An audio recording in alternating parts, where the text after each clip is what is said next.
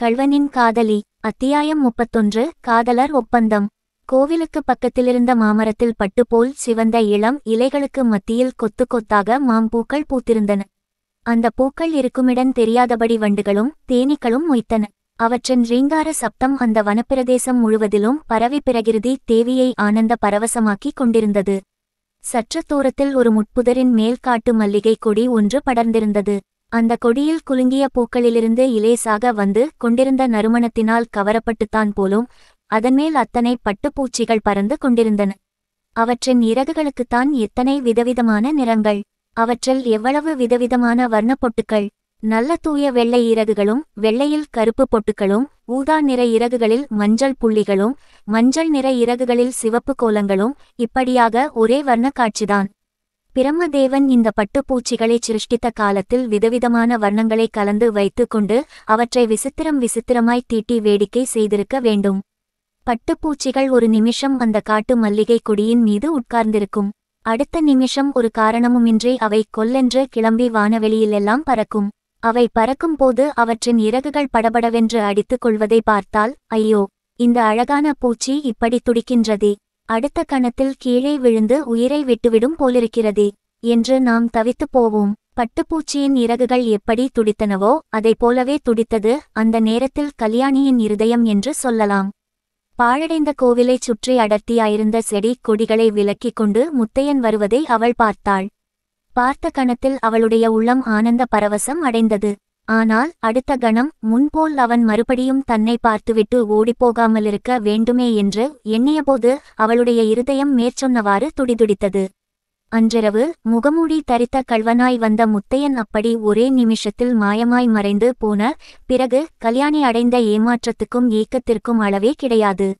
அவ்வாறு நேர்ந்து விட்டதற்கு காரணம் தன்னுடைய புத்தியீனம் தான் என்று அவள் கருதினாள்.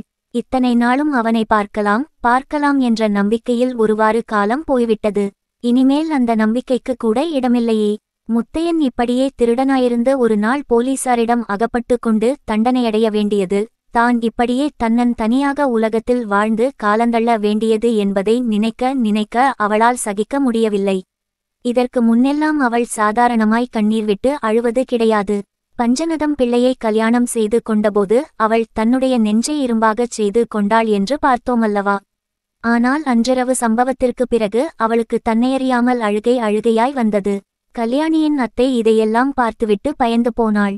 அன்று இராத்திரியே அவள் கூச்சல் போட்டு தடப்புடல் பண்ணி திருடனை பிடிக்க ஏற்பாடு செய்ய வேணுமென்று சொன்னாள். கல்யாணி அதெல்லாம் கூடவே கூடாதென்று பிடிவாதமாய்ச் சொல்லிவிட்டாள். அதற்கு பிறகு கல்யாணி தானே அழுது கொண்டும் கண்ணீர் விட்டு கொண்டும் இரவு எல்லாம் தூங்காமல் புரண்டு கொண்டும் இருப்பதை பார்த்து, அத்தை, அடிப்பெண்ணே, உனக்கு என்னமோ தெரியவில்லை, அன்று ராத்திரி திருடன் வந்ததிலிருந்து பயந்து போயிருக்கிறாய்.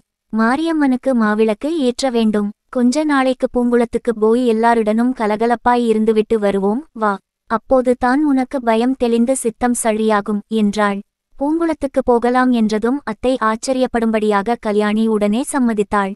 அவளுக்கு என்னவெல்லாமோ பழைய ஞாபகங்கள் வந்தன. கொள்ளிடக்கரை காடும் பாழடைந்த கோயிலும் அவளை கவர்ந்து இழுத்தன. ஆகவே தகப்பனாருக்கு கடிதம் போட்டு வரவழைத்து எல்லாருமாக பூங்குளம் போய்ச் சேர்ந்தார்கள். கல்யாணி 2 நாள் வீட்டுக்குள்ளேயே இருந்தாள்.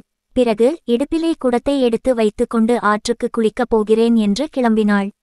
அவள் சிறு பெண்ணாயிருந்த காலத்திலேயே அவளை யாரும் எதுவும் சொல்ல முடியாதென்றால், இப்போது பெரிய பணக்காரியாய் சர்வ சுதந்திர எஜமானியாய் ஆகிவிட்டவளை யார் என்ன சொல்ல முடியும்?